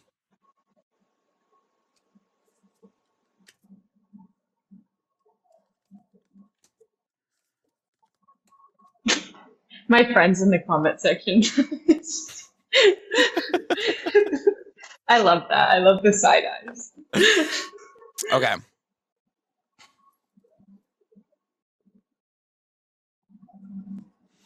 All right, interesting. So, okay, so I pulled here, so like justice in reverse. So kind of like there has been needed justice, or like some things are like kind of unfolding to where you think things have not been fairly done to you, but it's starting to like unravel and come true, or it's starting to, you're getting what you kind of wanted. I'm pulling up 10 of Pentacles here after Justice in reverse. I really love the graphics on this deck here. Pentacles is the earth sign. It is kind of how it's our physicalness in the real world. Like it's how we represent ourselves to the world. It's like grounded.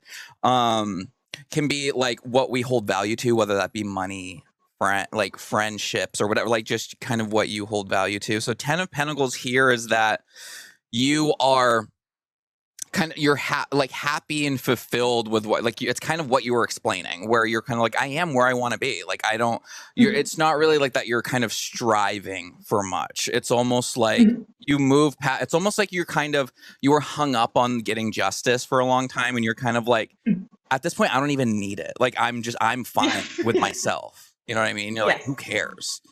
Okay. But then I have Knight of Swords here.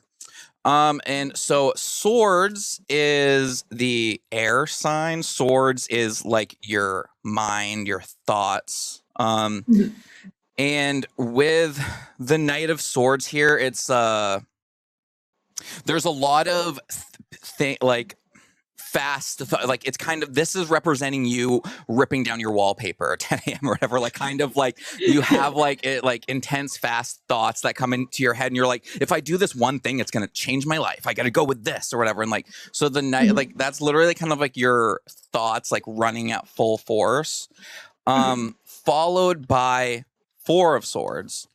And so Four of Swords here is, not kind of like super happy. To me, in this card is like, these are all of your thoughts, and they're kind of spiraling and circulating over and over in your head. Yeah. And you can get kind of lost in thoughts, and it's either like you're either like running all full force towards a thought, or you're like dwelling on it and it's like circulating. But but then I have Six of Wands. Okay, so then like Six of Wands here. Wands is the fire sign. Wands represents kind of your passions in life. This Six of Wands here, it's a really cool card. It's really like representing you in the spotlight, being known online to me. I feel like it is you're getting recognized for your passions. Which is really exciting. So it's like, but it's not, it's almost interesting. Like, it's this card, then this card. So it's like in your head, you're like, I'm spiraling. And then online, everyone's like, she's like rocking it. She's an icon. You're like, yeah, but I'm spiraling. Like, no, that's actually 1000% true. Like, I do uphold myself very well, I would say, online. And even when you met me as well, you were like, oh, you're kind of a bitch. And I was like, oh. I love that. In the nicest way, you guys. Yeah, I feel like I need to be like this like role model, and that I need to like watch my mouth, and that like I have to just hold myself to a standard, and I'm kind of losing myself in it, if that makes sense. Yeah. And I've been really working on that and going to therapy and stuff too. Yeah, because I pulled Five of Wands after that.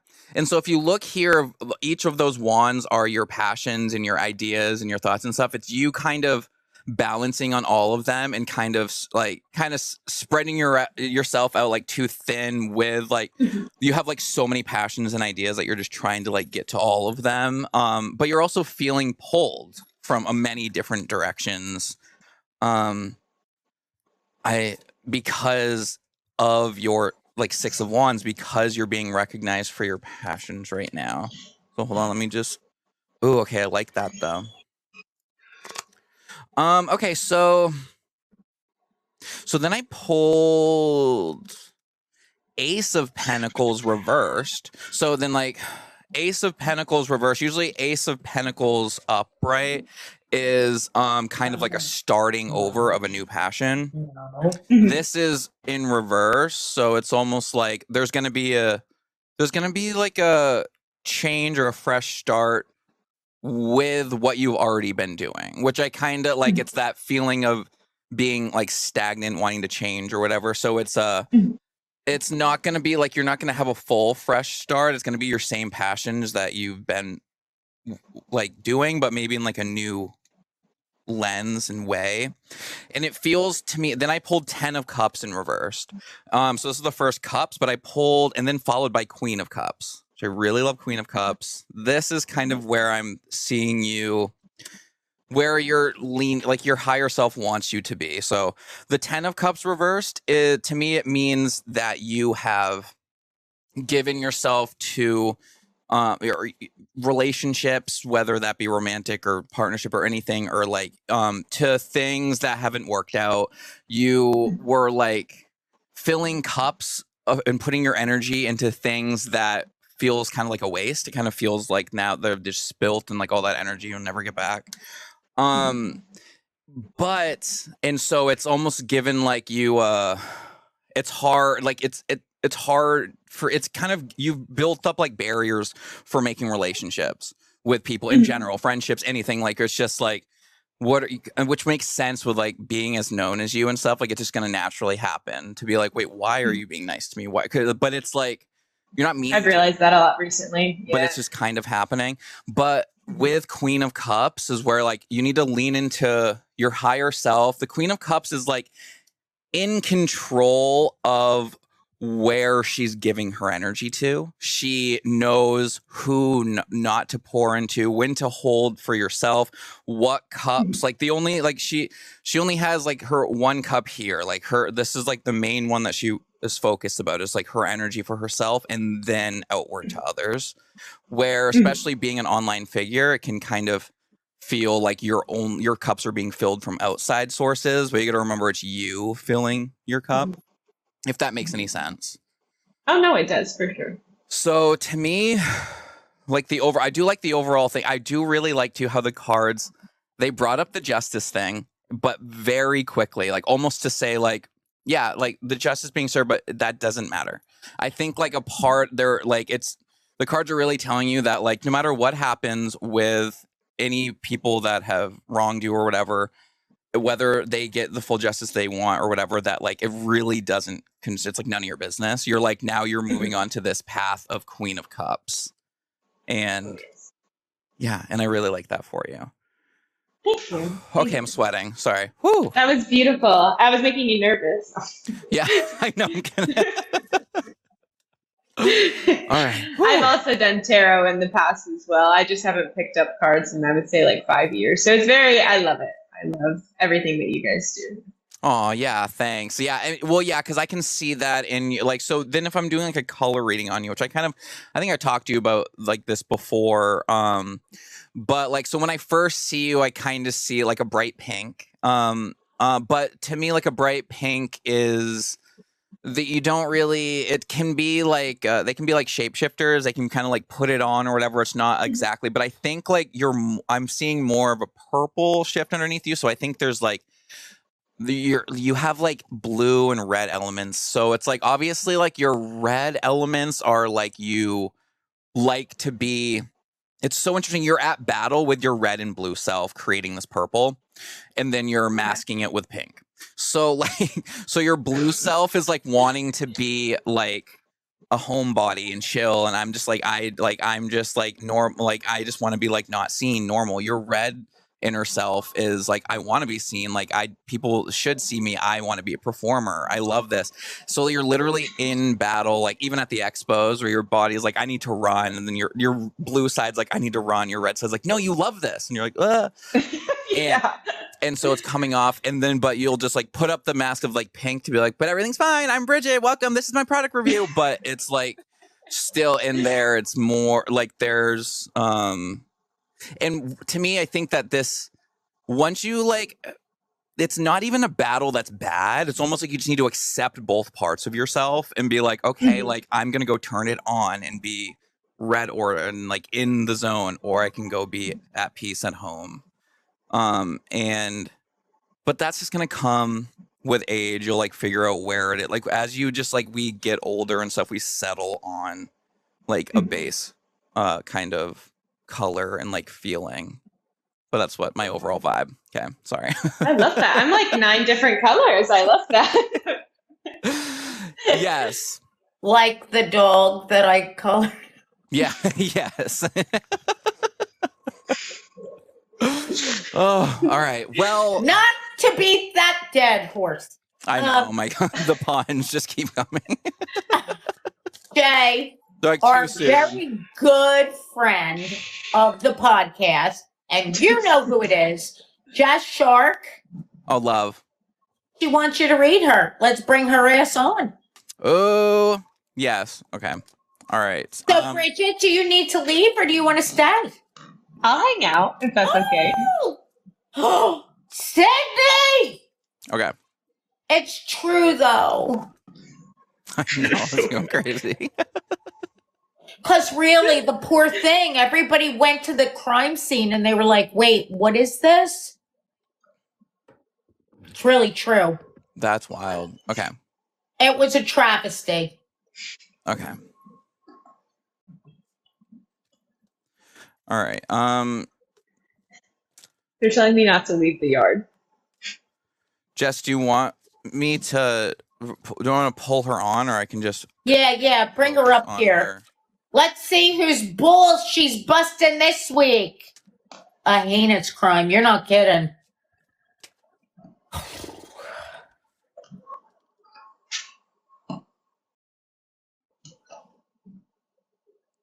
Okay. The channel didn't. If you need to kick me too, you can. Oh no, you're fine. Hi guys. Hi. Oh my god. Oh, I look crazy right now. no, how are you? I'm good. How are you? So good. Good. These are my headphones. These are my like nighttime headphones that I wear. I My just wife said, can't stand like the sound of like phone sounds and stuff, so I have to wear headphones, and these are like comfortable to sleep in. I wanted to know whose balls are you busting this week? Oh my gosh, this week it's been this golden retriever breeder. Oh my god, I saw it. Yeah, I've been obsessed. It's crazy. Whoa. Yeah, he's super delusional, man. Like he's in it deep. It's wild. Oh god, I hated that story so bad. Yeah, it's really sad.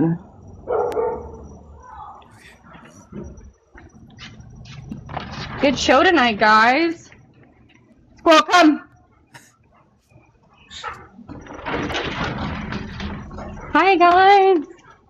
Okay. Now look, we've got Jay's serious face on. He must be getting No, he's super. He must be getting something from the other side.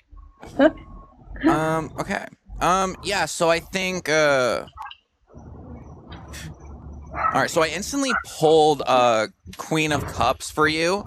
So to me that is kind of, it's like you are a boundaries queen. Like you kind of like you know what's up. You're like, you're not going to let people like mess with you or like take too much of your time or energy. But then I pulled the Chariot reversed. So the Chariot, this is so a major arcana.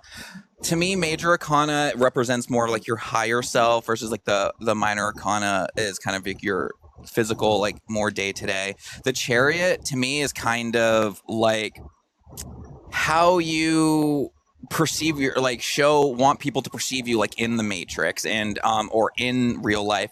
So it's with the Chariot reverse, it's like a you might have like issues with how you're perceived by people, like how it might be differing, like maybe people like think you're something but you're not saying that. Like it can be, maybe you can get like easily confused with people reading you a certain way and you're like, no, actually I don't mean that, like it's just coming off across like that or something. It's like there's a blockage between how you want to present yourself and like how you feel you are being taken sometimes from people.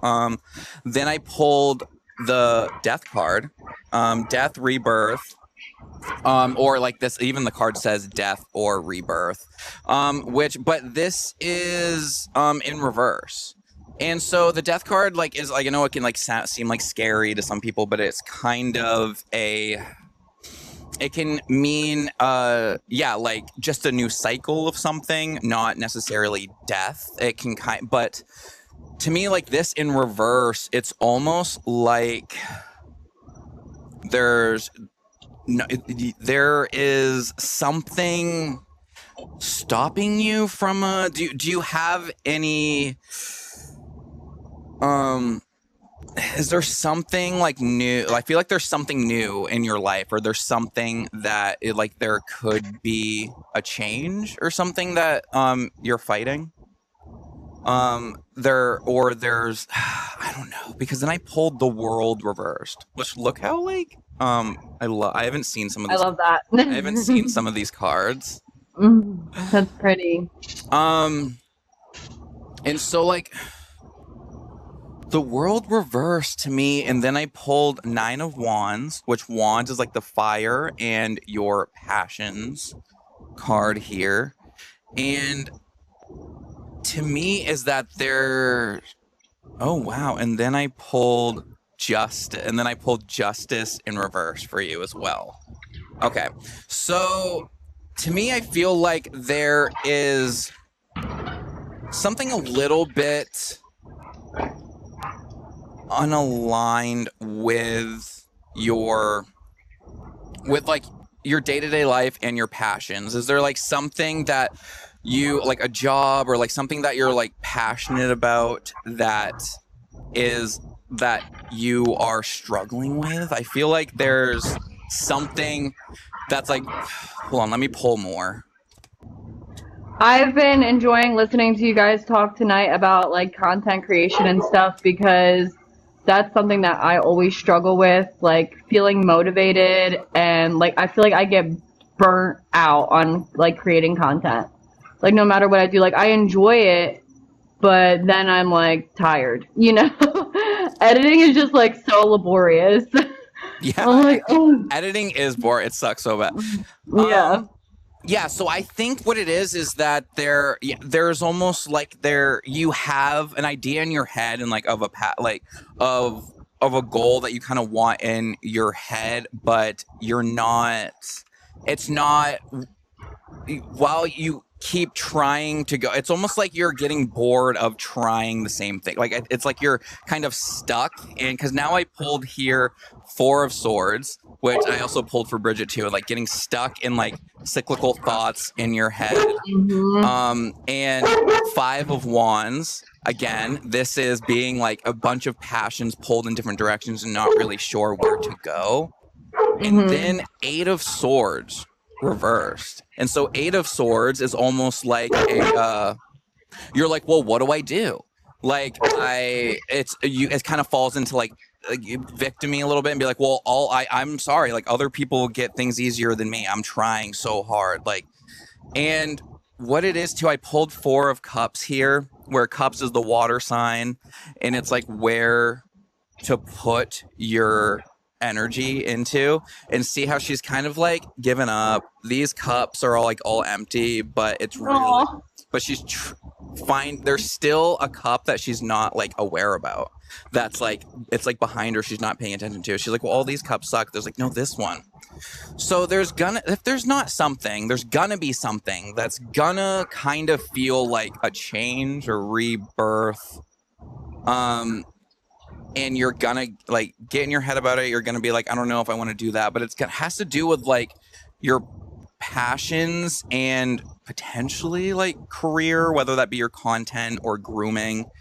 And it's gonna be something like, if you fall into like, you feel like you're just falling into like a pattern of the same things, and it's kind of, life is just kind of getting tedious, where I'm getting here like ending with the 4 of Cups, is that give weird things out of the box a chance. And it's gonna like, I feel like you have yet to find your real thing, because I know you the calling breeders and calling them out or whatever is like, has been your niche, but I think there's something beyond that's gonna like, so I think you should keep going through even if you find yourself in this like rough patch of posting, be like, I don't really know. I think you should stick with it, because I think there's going to be something where you're going to be like, oh, this is what I was meant to do the whole time. You know what I'm saying? Yes. That's what I'm getting from the poll. Thank you. I've been watching Jess for a long time, since the beginning. I'm a silent watcher. I know, but I've been watching her videos of her lives and all of that stuff. And she is like grown as a person through her content, and she's trying all of these different things. And I know the backyard breeder is like the thing that's like really taking off for her, but you can see that you actually like do enjoy doing it. Yeah. And that is like kind of your niche now. And I just want to say I'm proud of you. Aw, thank you, Bridget. I appreciate that. I'm so proud of you too. And yes, I've been watching Bridget from the beginning too. Yeah. Yeah. And yeah, so I think like leaning, even because we like did a collab, I posted on my YouTube, but I haven't posted it anywhere else yet. And so yeah, even leaning into like comedy versions and stuff like that. I think the content I could feel like it makes sense that you said you're kind of feeling burnt out with it, but we all feel like that. I mean, even like just last week, I was like, should I just like delete all my accounts? Like it happens, but you just got to keep posting through, and like your higher self knows what's up. Because the first card I pulled for you was Queen of Cups, which to me is like badass diva energy.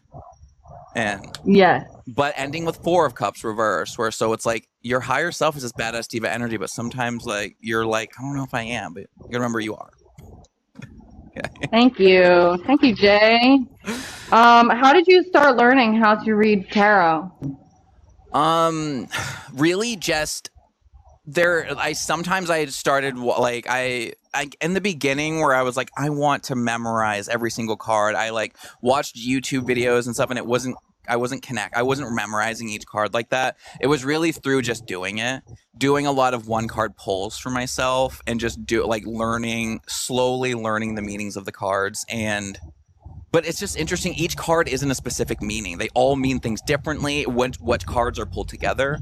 I do a 3-card pull strategy usually with me. So like when I pull 3 cards, that's kind of the full story. And it can be different. So it's really interesting. And you could also go instinctually based off card reading as well.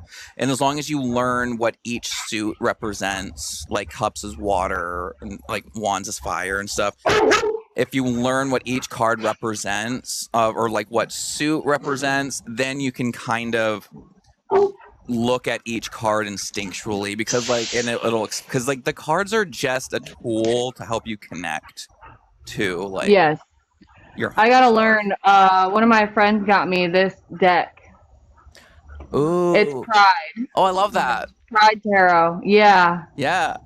Yeah, so just start doing daily card pulls and just look up what the card means, and then you'll eventually you'll start to connect with what the cards mean, like over and over. And because sometimes if I forget what like a card means, I'll still kind of know, like I'm like, well, I'm getting this vibe from the card, and then later I'll look it up and be like, okay, yeah, I was pretty close. Because even every meaning you get for each card, they're very malleable. It's really interesting. Like they're just a tool for you to like get the message from whatever I'm connecting to. I don't know. But okay, cool. Thank you so much. All right, I gotta go, guys. But thank you so much. Okay. And I love you all. Bye. Bye, Jess. So love you too. Bye. Bye. So sweet. Yes. Wow, this was so much fun and traumatic. Yes. I know.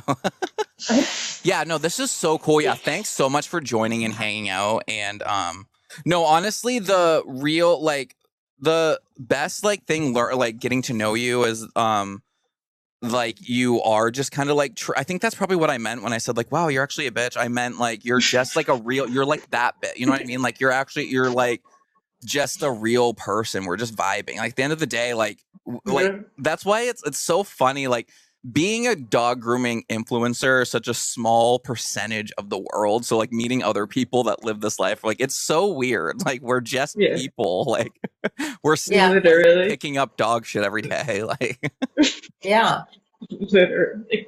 I do have one question for you, Jay. Yeah. As my final thought, where are my trophies? Oh my god, they're right. I know. I still have never sent them out. Can you imagine? I mean, can you handle? They're like all right here. I have a box of all of the trophies. You know, Bridgit, I was bad mouthing your ass that night. I was like, oh, Bridgit again, and she can't even call in. I mean, oh yeah, that was so fun. You got like we were doing the reward show. She's like, yeah, she didn't even care. No, she did call in, didn't you? She eventually. I'm here. I didn't win nothing. She's winning when was everything. that? She can't even call. Okay, so this is when was that? Shannon's mobile. New Year's Eve. I need to actually have Dylan send these out. What's wrong with me? I think I was in Georgia. That's when I got engaged. Was around New Year's. Oh. Yes. Yeah. Oh, here we go. Content creator of the year. So this will be. Oh my gosh! And look, I have this blank wall to put it on. Yeah. So content creator of the year, and then I'm sure like you won 6, so there's more in here. But yeah. So eventually, I feel like I rigged that. I don't know. I need to send them up, but I want to. We need to do an actual red carpet event next year, Jane, for the dog groomies. Oh yeah. I'll travel to wherever it works best for people, and even if it's live, and if we only have like 5 people in the audience. Well, Bridgit will be home and probably not answering. Oh my bad. She just ignored. She's like, yeah, fuck that. I'm not going to that thing. She'll be repainting again. Oh wait, sorry. Yes, just remember it's a write-off. So come to the dog groomies. It's the biggest write-off of the year. No, you should. Unicorn will be there, writing all the shit off. It's a write-off. Cindy's writing my stuff off at this point. Yeah, she is. I am. I'm so bad. I buy so much stuff, but I love that. And I would definitely go. Would you guys have it near you, probably? I just got to bite the bullet. I just got to go to Hershey, fly once, and then I'll be like, this wasn't bad. Let's have it the same week. Ask Sydney how to do it. I can't help you with the write-off. Look, Dog Groomer of the Year. Whoa! Oh my gosh. That's really cool. That's iconic. Like, it is so iconic. It's funny when they came in, the girls at my shop, they were like, oh my God, you won awards? I'm like, well, I self-appointed, but yes, I did win awards. Like, I had to make my own award show. And you just got to be like, vote for me, and I know. But it's it's so damn fun, it, though. Jay! But I'm winning something next year, and it's going to be and so we're in best podcast. And so you have to think, Bridgit, because all the winners, this year is gonna be, you're gonna create your own category. Okay. So like the Bridgit Award, so whatever you want for like whatever of the year. So you can get back to me on that for the Bridgit Award for next year. And then, yeah, it's going to be fun. So I want to I know what mine is going to be. What is it? Okay. What is it going to be? Nominated the most in one shit. That's going to be the most nominated. Category. Yeah, you were the most nominated. Yeah. Biggest loser award.